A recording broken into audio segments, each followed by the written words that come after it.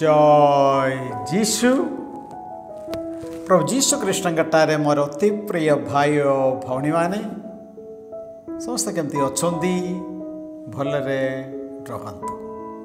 जौहन समाचार अध्याय 1 पद संज्ञा 1 आद्यरे वाक्य थिले वाक्य ईश्वर सहित थिले एवं सही वाक्य ईश्वर थिले।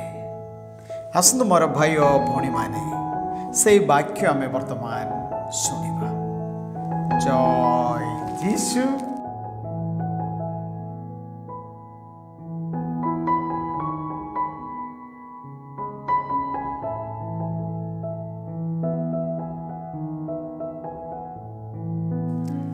उत्पत्ति अध्याय 1 पद संख्या 1 सृष्टिर प्रथम विवरणी।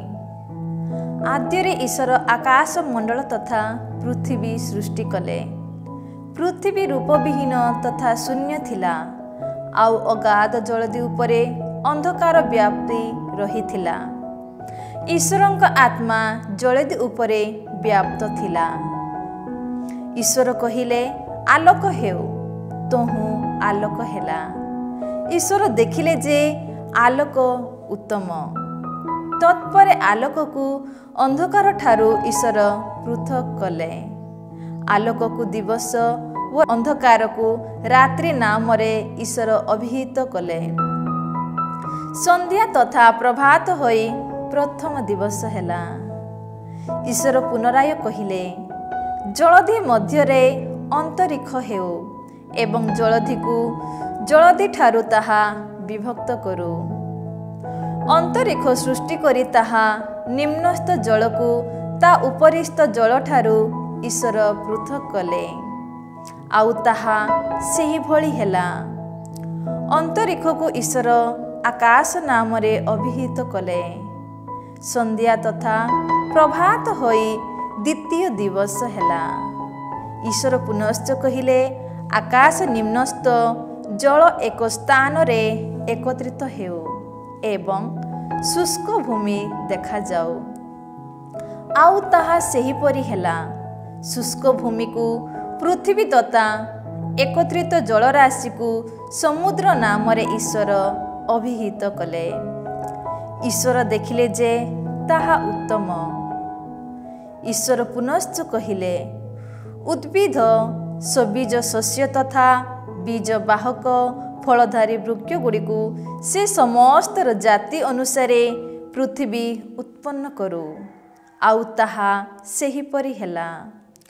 उद्भिद निज जातीय सबीज शस्य तथा निज जातीय बीज बाहक फलधारी वृक्ष गुड़िक पृथ्वी उत्पन्न कला। ईश्वर देखिले जे ताहा उत्तम। संध्या तथा प्रभात होई तृतीय दिवस हेला। ईश्वर पुनराय कहिले रात्रि ठारू दिवस को पृथक करिबा पाई आकाश मंडल रे ज्योतिष्क पुंज हेउ। ऋतु दिवस तथा वर्ष समूहर संकेत देबा पाई से गुड़िक चिन्ह स्वरूप हेउ। भूपृष्ठ को आलोकित करिबा सकाशे से समस्त आकाश मंडल रे प्रदीप पुंज हेउ। आउ ताहा सेही परी हेला। दिवस को शासन करिबा पाई एक बृहत्तर प्रदीप व रात्रि को शासन करिबा पाई एक क्षुद्रतर प्रदीप ईश्वर एही परी दुई महाज्योति सृष्टि कले। तारका समूह मध्य से सृष्टि कले। पृथ्वी उपर रे देदीप्यमान हेबा दिवस तथा रात्रि को नियंत्रण करिबा व आलोक को अंधकार पृथक करिबा पाई से समस्त को ईश्वर आकाश मंडल रे स्थापन कले। आउ ईश्वर देखिले जे से समस्त उत्तम। संध्या तथा प्रभात होई चतुर्थ दिवस हेला। ईश्वर पुनश्च कहिले जलराशि जीवंत प्राणी उत्पन्न हुअन्तु एवं पृथ्वी उपरिस्थ आकाश मंडल रे विहंग समूह उड़न्तु। एही रूपे अतिकाय सामुद्रिक सरीसृप गण दल दल होई जलराशि रे विचरण करुथिबा सर्वविधि जलजीव तथा समस्त प्रकार पक्षयुक्त प्राणी ईश्वर सृष्टि कले। आउ ईश्वर देखिले जे ताहा उत्तम। से मानंकु आशीष दे ईश्वर कहिले, फलवंत तथा बहु संख्यार वृद्धि प्राप्त होई समग्र जलराशि को परिपूर्ण कर। विहंग समूह मध्य भूमंडल रे बहु संख्यार वृद्धि प्राप्त हुवंतु। संध्या तथा प्रभात होई पंचम दिवस हैला। ईश्वर पुनि कहिले, सर्वविधि चतुष्पद प्राणी सरीसृप वन्यजंतु प्रभृति समस्त प्रकार जीवजंतु को पृथ्वी उत्पन्न करू। आउ ईश्वर सेही परी कले।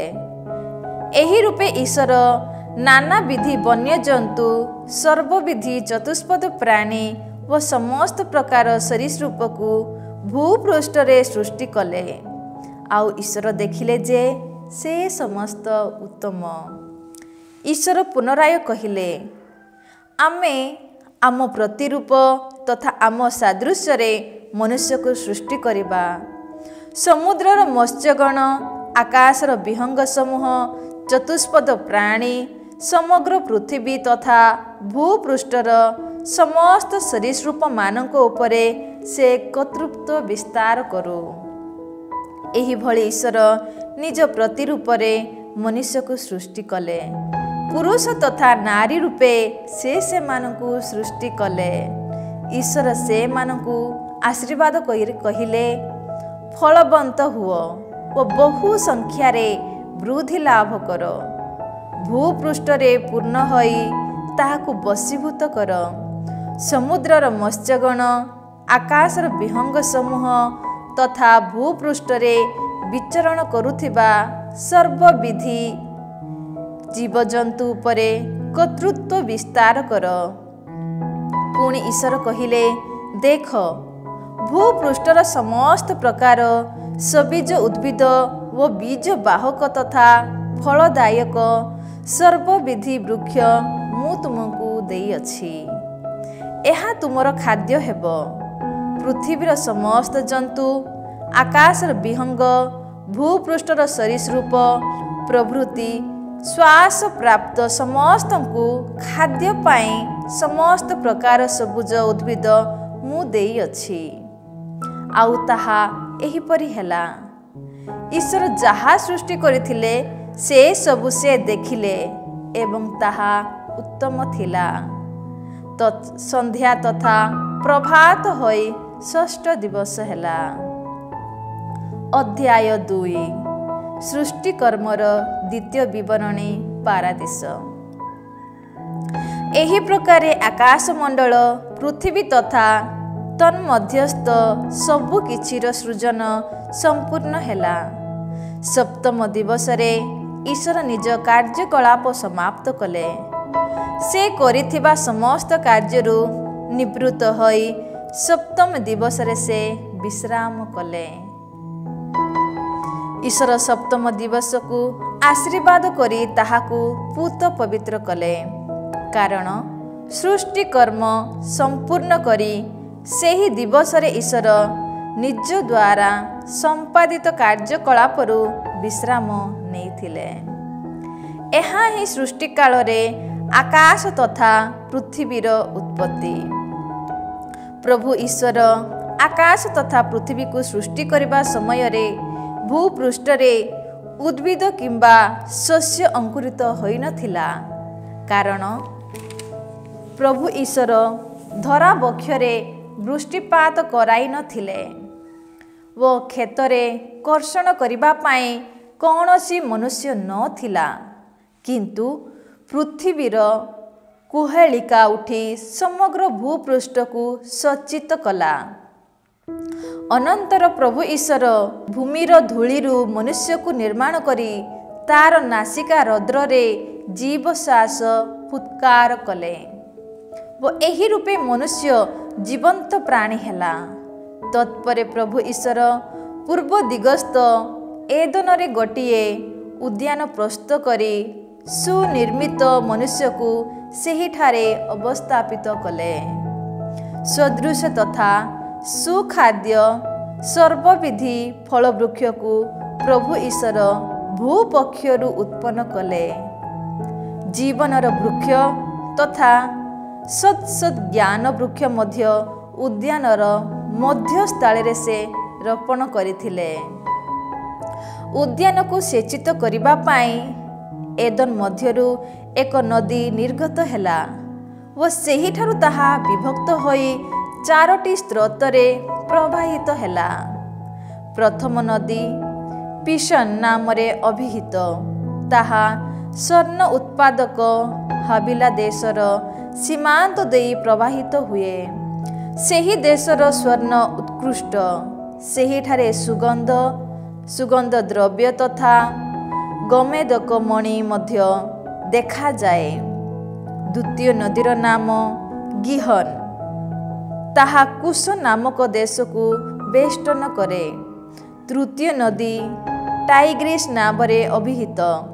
ତାହା ଆସିରିଆରୁ ପୂର୍ବ ଦିଗ ଦେଇ ପ୍ରବାହିତ ହୁଏ। ଚତୁର୍ଥ ନଦୀର ନାମ ୟୁଫ୍ରେଟିସ୍। ଏଦନ ଉଦ୍ୟାନକୁ କର୍ଷଣ କରିବା ତଥା ତାହାର ସଂରକ୍ଷଣ କରିବା ଉଦ୍ଦେଶ୍ୟରେ ପ୍ରଭୁ ଈଶ୍ୱର ମନୁଷ୍ୟକୁ ସେହିଠାରେ ଅବସ୍ଥାପିତ କଲେ। ପ୍ରଭୁ ଈଶ୍ୱର ତାକୁ ଏହି ଆଦେଶ ଦେଇ କହିଲେ, ଉଦ୍ୟାନର ପ୍ରତ୍ୟେକ ବୃକ୍ଷର ଫଳ ତୁମେ ସ୍ୱଚ୍ଛନ୍ଦରେ ଆହାର କରିପାର, କିନ୍ତୁ ସତ୍ ଜ୍ଞାନର ବୃକ୍ଷର ଫଳକୁ ଆହାର କରିବ ନାହିଁ, କାରଣ ଯେଉଁଦିନ ତାହାର ଫଳ ଭକ୍ଷଣ କରିବ ସେହିଦିନ ତୁମେ ଅବଶ୍ୟ ମୃତ୍ୟୁବରଣ କରିବ। ତତ୍ପରେ ପ୍ରଭୁ ଈଶ୍ୱର କହିଲେ, ମନୁଷ୍ୟ ଏକାକୀ ରହିବା ଭଲ ନୁହେଁ। ତାର ଅନୁରୂପ ଜଣେ ସହକାରିଣୀକୁ ମୁଁ ତା ସକାଶେ ସୃଜନ କରିବି। ଏହାପରେ ପ୍ରଭୁ ଈଶ୍ୱର ପୃଥିବୀର ସର୍ବବିଧି ପଶୁ ତଥା ଆକାଶର ସମସ୍ତ ବିହଙ୍ଗକୁ ମୃତ୍ତିକାରୁ ନିର୍ମାଣ କଲେ। ଆଦାମ ସେ ସମସ୍ତଙ୍କୁ କି ନାମ ଦେବ ତାହା ଜାଣିବା ସକାଶେ ଈଶ୍ୱର ସେଗୁଡ଼ିକୁ ତା ନିକଟକୁ ଆଣିଲେ। ମନୁଷ୍ୟ ସଜୀବ ପ୍ରାଣୀକୁ ଯେଉଁ ନାମ ଦେଇ ଡାକିଲା ତାହାର ସେହି ନାମ ହେଲା। ସମସ୍ତ ପଶୁପଲ, ଆକାଶର ବିହଙ୍ଗ ତଥା କ୍ଷେତ୍ରର ପ୍ରତ୍ୟେକ ପଶୁମାନଙ୍କୁ ମନୁଷ୍ୟ ନାମ ଦେଲା। ମାତ୍ର ମନୁଷ୍ୟ ନିମନ୍ତେ ତାର ଅନୁରୂପ ସହକାରିଣୀ ନଥିଲା। ସୁତରାଂ ପ୍ରଭୁ ଈଶ୍ୱର ମନୁଷ୍ୟକୁ ଗଭୀର ନିଦ୍ରାରେ ଅଭିଭୂତ କଲେ। ନିଦ୍ରିତ ମନୁଷ୍ୟର ପଞ୍ଜରାସ୍ଥି ମଧ୍ୟରୁ ଗୋଟିଏ କାଢ଼ି ନେଇ ସେ ସ୍ଥାନକୁ ମାଂସ ଦ୍ୱାରା ସେ ପୂର୍ଣ୍ଣ କଲେ।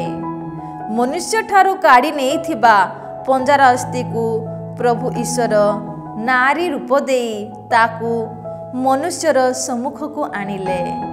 ସେତେବେଳେ ମନୁଷ୍ୟ କହିଲା, ଅବଶେଷରେ ଏହି ଅଟେ ମୋର ଅସ୍ଥିର ଅସ୍ଥି ଓ ମୋର ମାଂସର ମାଂସ।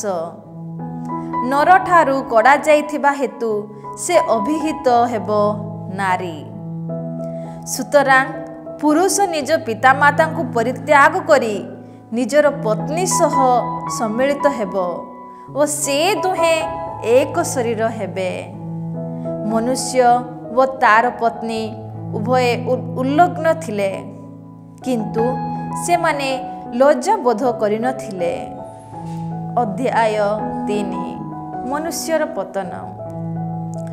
ପ୍ରଭୁ ଈଶ୍ୱର ସୃଷ୍ଟି କରିଥିବା ସମସ୍ତ ବନ୍ୟପ୍ରାଣୀଙ୍କ ମଧ୍ୟରେ ସର୍ପ ସର୍ବାପେକ୍ଷ ଧୂର୍ତ୍ତ ଥିଲା। ସେ ନାରୀକୁ ପଚାରିଲା, ଉଦ୍ୟାନରେ ଥିବା ଯେକୌଣସି ବୃକ୍ଷର ଫଳ ଆହାର କରିବ ନାହିଁ, ଈଶ୍ୱର କ'ଣ ଏହିପରି ତୁମମାନଙ୍କୁ କହିଅଛନ୍ତି? ଉତ୍ତରରେ ନାରୀ ସର୍ପକୁ କହିଲା, ଉଦ୍ୟାନରେ ଥିବା ବୃକ୍ଷ ଗୁଡ଼ିକର ଫଳ ଆମ୍ଭେମାନେ ଆହାର କରିପାରୁ, ମାତ୍ର ଈଶ୍ୱର କହିଛନ୍ତି, ଉଦ୍ୟାନର ମଧ୍ୟଭାଗରେ ଅବସ୍ଥିତ ବୃକ୍ଷର ଫଳ ତୁମ୍ଭେମାନେ ଆହାର କରିବ ନାହିଁ କିମ୍ବା ସ୍ପର୍ଶ କରିବ ନାହିଁ, ଅନ୍ୟଥା ତୁମ୍ଭେମାନେ ମୃତ୍ୟୁ ଭୋଗ କରିବ। କିନ୍ତୁ ସର୍ପ ନାରୀକୁ କହିଲା, तुम्भे माने मृत्यु भोग करिब नाही, कारण ईश्वर जानती जे जेतेबेले तुम्भे माने ताहा भक्षण करिब तुम्भ मानकर चक्षु सेतेबेले उन्नत हेबो एवं भल तथा मंदर ज्ञान लाभ करी तुम्भे माने ईश्वरଙ୍କ सदृश होइजिब। तेणु नारी जेबे देखिला जे वृक्षर फल सुखाद्य चक्षु प्रीतिकर वो ज्ञानदायक हेतु काम्य, तेबे से फल नहीं भक्षण कला वो सेथिरु केतेक निज पति को मध्य देला, से मध्य ताहा भक्षण कला। तत्क्षणात् उभयଙ୍କ चक्षु खोलीगला। वो उभय जे उलग्न अटंती एहा साइमाने जानी नेले। सुतरां से माने डिमिरी वृक्षर पत्र गुड़िक सिलाई करी निज निज पाए कोटी आच्छादनी प्रस्तुत कले। से मानकर दृष्टि गोचर हैला जे सायं कालरे प्रभु ईश्वर उद्यान मध्यरे भ्रमण करुअछंती। तेणु आदम व तार पत्नी प्रभु ईश्वरଙ୍କ सानिध्यरु उद्यानर वृक्ष गुड़िक मध्यकु जाई लुचि रहिले। किंतु प्रभु ईश्वर आदमଙ୍କୁ डाकी पचारिले, तुमे केउठारे अछ? से उत्तରରେ कहिले, उद्यान रे मु तुम शब्द शुणिली, उलग्न थिबा जोगु भयर सह मु एठारे लुचि रहिछि। से पचारिले, तुमे जे उलग्न किए बा एहा तुमको कहिला? जेउ वृक्षर फल आहार न करिबा पाई मु आदेश देइथिली ताहा तुमे कोन भक्षण करियछ? आदम कहिले, जहा को तुमे सहचरी रूपे मते देइथिलो सेही नारी से वृक्षर फल मते देला एवं मु ताहा भक्षण कली। तहु प्रभु ईश्वर नारी को पचारिले, तुमे ए कौन कल? नारी कहिला, सर्प मते प्रतारित कला, तेणु मु ताहा खाइली। प्रभु ईश्वर सर्प को कहिले, एहा करिथिबा हेतु समस्त पशुपल तथा वन्य जंतु गुड़िक अपेक्षा तू अधिक अभिशप्त। तू छाती रे भरा दे चलिबू वो तोर जीवन तमाम माटी ही खाइबू। तोर तथा नारी मध्यरे वो तोर संतान तथा तार संतान मध्यरे मु शत्रुता जन्माइबी। से तोर मस्तक को चूर्ण करिब एवं तू ताहार गईठी को आघात करिबू। से नारी को कहिले, मु तुमर प्रसव वेदना अतिशय बढ़ाई देबी।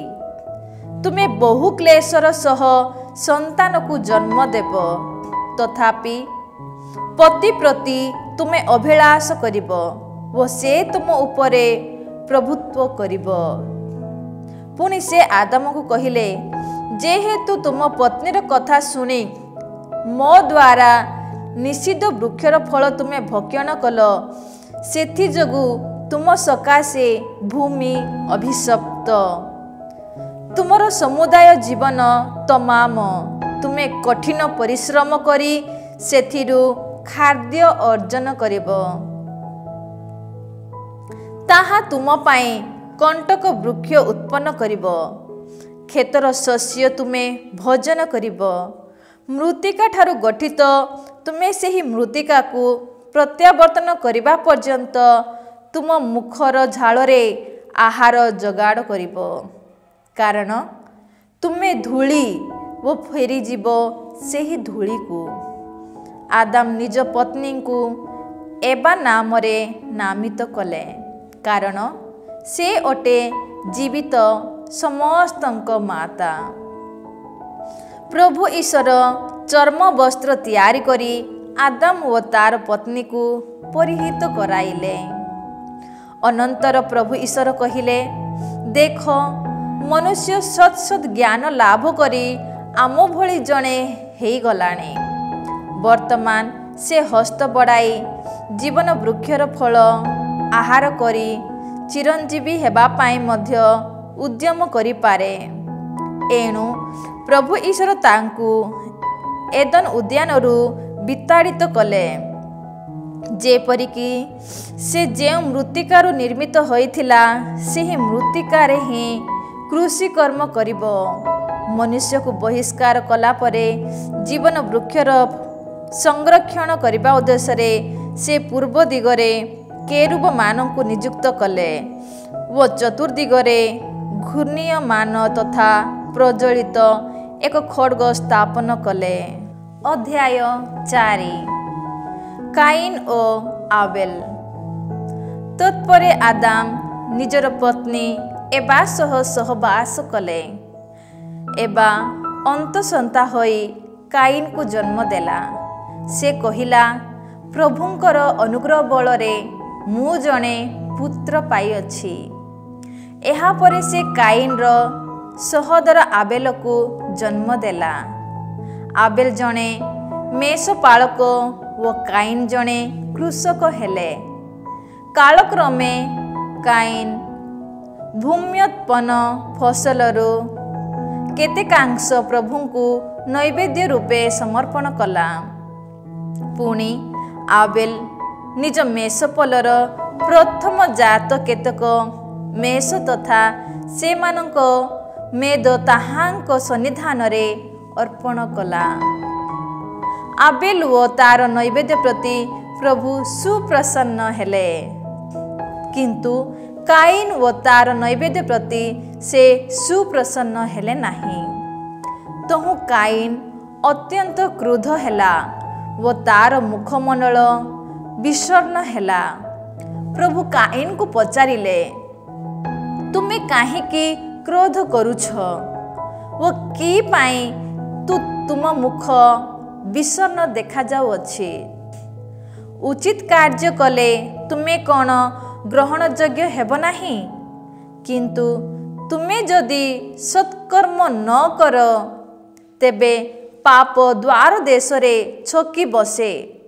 ତାହାର ଅଭିଳାଷ ତୁମ ପ୍ରତି, କିନ୍ତୁ ତାହାକୁ ଆୟତ୍ତ କରିବା ତୁମର କର୍ତ୍ତବ୍ୟ। ଦିନେ କାଇନ୍ ନିଜ ସହୋଦର ଆବେଲକୁ କହିଲା, ଚାଲ କ୍ଷେତ ଆଡ଼େ ଯିବା। ସେମାନେ କ୍ଷେତରେ ଥିବା ସମୟରେ କାଇନ୍ ନିଜ ସହୋଦର ଆବେଲକୁ ଆକ୍ରମଣ କରି ତାକୁ ହତ୍ୟା କଲା। ତହୁଁ ପ୍ରଭୁ କାଇନ୍କୁ ପଚାରିଲେ, ତୁମ ସହୋଦର ଆବେଲ କାହିଁ? ସେ କହିଲା, ମୁଁ ଜାଣେ ନା। ମୁଁ କ'ଣ ମୋ ସହୋଦରର ରକ୍ଷକ? କିନ୍ତୁ ପ୍ରଭୁ କହିଲେ, ତୁମେ ଏ କ'ଣ କଲ? ତୁମ ସହୋଦରର ରକ୍ତ ଭୂମିରୁ ଡାକ ଦିଏ ମୋ ନିକଟରେ ରୋଦନ କରୁଅଛି। ତୁମ ହସ୍ତରୁ ତୁମ ସହୋଦରର ରକ୍ତ ପାନ କରିବା ପାଇଁ ମୁଖ ଖୋଲିଥିବା ଭୂମି ଉପରେ ତୁମେ ଅଭିଶପ୍ତ। କୃଷିକର୍ମ କଲାବେଳେ ସେହି ଭୂମି ତୁମକୁ ତାର ଫଳ ପ୍ରଦାନ କରିବ ନାହିଁ। ଭୂପୃଷ୍ଠରେ ତୁମେ ଜଣେ ପଳାତକ ତଥା ଭ୍ରମଣକାରୀ ହେବ। କାଇନ୍ ପ୍ରଭୁଙ୍କୁ କହିଲା, ଏହି ଦଣ୍ଡବିଧାନ ମୋ ପକ୍ଷରେ ଅସହନୀୟ। ତୁମେ ମୋତେ ଆଜି ଏହି ସ୍ଥଳରୁ ବିତାଡ଼ିତ କରୁଅଛ। ତେଣୁ ମୋତେ ତୁମ ସାନ୍ନିଧ୍ୟରୁ ଲୁକାୟିତ ହୋଇ ବିଚରଣ କରିବାକୁ ହେବ। ମୁଁ ଭୂପୃଷ୍ଠରେ ଜଣେ ପାତାଳକ, ପଳାତକ ତଥା ଭ୍ରମଣକାରୀ ହେବି ଓ ଯିଏ ମୋତେ ପାଇବ ସିଏ ମୋତେ ହତ୍ୟା କରିବ। ତହୁଁ ପ୍ରଭୁ ତାକୁ କହିଲେ, କଦାପି ନୁହେଁ। ଯିଏ କାଇନ୍କୁ ବଧ କରିବ ତା ଉପରେ 7 ପ୍ରତିଶୋଧ ନିଆଯିବ। କାଇନ୍କୁ ଭେଟି କେହି ଯେପରି ତାକୁ ନିଧନ ନ କରେ, ସେଥିସକାଶେ ପ୍ରଭୁ ତା ଉପରେ ଏକ ଚିହ୍ନ ମୁଦ୍ରିତ କଲେ। କାଇନ୍ ପ୍ରଭୁଙ୍କ ସନ୍ନିଧାନରୁ ପ୍ରସ୍ଥାନ କରି ଏଦନର ପୂର୍ବ ଦିଗରେ ଥିବା ନୋଦ ନାମକ ଏକ ସ୍ଥାନରେ ବାସ କଲା। ଏହାପରେ କାଇନ୍ ନିଜ ପତ୍ନୀ ସହ ସହବାସ କଲା। ସେ ଗର୍ଭବତୀ ହୋଇ ହେନାକକୁ ଜନ୍ମ ଦେଲା। ତହୁଁ ସେ ଗୋଟିଏ ସହର ସ୍ଥାପନ କଲା ଏବଂ ତାହାକୁ ନିଜ ପୁତ୍ର ହେନକର ନାମରେ ନାମିତ କଲା।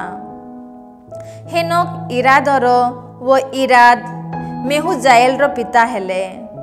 ମେହୁଜାଏଲ ମେଥୁସାଏଲର ଏବଂ ମେଥୁସାଏଲ ଲାମେକର ପିତା ହେଲେ। ଲାମେକ ଦୁଇଟି ପତ୍ନୀଙ୍କୁ ବିବାହ କଲା। ଜଣକର ନାମ ଥିଲା ଆଦା ଓ ଅନ୍ୟ ଜଣକର ନାମ ସିଲା। ଆଦାରର ପୁତ୍ର ଜାବଲ ସେ ଶିବିର ନିବାସୀ ପଶୁପାଳକମାନଙ୍କ ପିତୃପୁରୁଷ ହେଲା। ତାର ସହୋଦର ଥିଲା ଜୁବାଲ ସେ ବୀଣା ତଥା ବଂଶୀବାଦକମାନଙ୍କ ପିତୃପୁରୁଷ ହେଲା। ସିଲା ଜୁବାଲ କାଇନକୁ ଜନ୍ମ ଦେଲା। ସେ ପିତ୍ତଳ ତଥା ଲୌହ ଧାତୁ କାରିଗରମାନଙ୍କ ପ୍ରପିତାମହ ହେଲା। ତୁବାଲ କାଇନର ନାମ ନାମୀ ଜଣେ ସହୋଦର ମଧ୍ୟ ଥିଲା। ଲାମେକ ନିଜ ପତ୍ନୀମାନଙ୍କୁ କହିଲା, ମୋର କଥା ଶୁଣ, ହେ ଆଦା ଓ ସିଲା, ମୋ ବାକ୍ୟ ପ୍ରତି କର୍ଣ୍ଣପାତ କର। ହେ ଲାମେକର ପତ୍ନୀଗଣ, ମୁଁ ନିଧନ କରିଅଛି। ମୋତେ ଆଘାତ କରିଥିବା ଜଣେ ଲୋକକୁ, ମୋତେ ପ୍ରହାର କରିଥିବା ଜଣେ ଯୁବକକୁ ଯଦି କାଇନର ପ୍ରତିଶୋଧ 7 ଗୁଣ ହୁଏ, ଲାମେକର ପ୍ରତିଶୋଧ 70 ଗୁଣ ହେବ। ଆଦାମ ପୁନରାୟ ନିଜ ପତ୍ନୀ ପାଖକୁ ଗଲେ ଓ ତାଙ୍କର ପତ୍ନୀ ଗୋଟିଏ ପୁତ୍ରକୁ ଜନ୍ମ ଦେଲା, ଯାହାକୁ ସେ ସେଥ ନାମ ରଖିଲା, କାରଣ କାଇନ ନିଧନ କରିଥିବା ଆବେଲର ପରିବର୍ତ୍ତେ ଈଶ୍ୱର ମୋତେ ଅନ୍ୟ ଏକ ସନ୍ତାନ ପ୍ରଦାନ କରିଅଛନ୍ତି ବୋଲି ସେ କହିଲା। ସେଥଙ୍କର ମଧ୍ୟ ଗୋଟିଏ ପୁତ୍ର ଜାତ ହେଲା, ଯାହାକୁ ସେ ଏନୋସ ନାମ ଦେଲେ। ସେହି ଦିନମାନଙ୍କରେ ପ୍ରଭୁଙ୍କ ନାମ ନେଇ ମନୁଷ୍ୟ ନିବେଦନ କରିବାକୁ ଆରମ୍ଭ କଲା। ପ୍ରେଜ୍ ଦ ଲର୍ଡ, ପ୍ରେଜ୍ ଦ ଲର୍ଡ। ମାର୍କୋଙ୍କ ସୁସମାଚାର ଅଧ୍ୟାୟ 4 ପଦ ସଂଖ୍ୟା 4। ଯୀଶୁ ଉତ୍ତର ଦେଲେ, ଲେଖା ଅଛି, ମନୁଷ୍ୟ କେବଳ ରୋଟିରେ ବଞ୍ଚେ ନାହିଁ, ବରଂ ଈଶ୍ୱରଙ୍କ ମୁଖ ନିଃସୃତ ପ୍ରତ୍ୟେକ ବାଣୀରେ ବଞ୍ଚେ। ପ୍ରାର୍ଥନା କରିବା। ପ୍ରଭୁ ଆମ୍ଭମାନଙ୍କୁ ବାକ୍ୟ ଦିଅ। ଧନ୍ୟବାଦ ଯୀଶୁ, ତୁମର ପବିତ୍ର ବାକ୍ୟ ପାଇଁ, ଜୀବନ୍ତ ବାକ୍ୟ ପାଇଁ ଆଜି ଆମେ ତୁମକୁ ଧନ୍ୟବାଦ ଦେଉଛୁ। ପ୍ରଭୁ ସର୍ବଶକ୍ତିମାନ ପରମେଶ୍ୱର ପିତା ଓ ପୁତ୍ର ଏବଂ ପବିତ୍ର ଆତ୍ମା ଆପଣମାନଙ୍କୁ ଆଶୀର୍ବାଦ କରନ୍ତୁ। ଆମେନ୍। ସମସ୍ତଙ୍କୁ ଜୟ ଯୀଶୁ।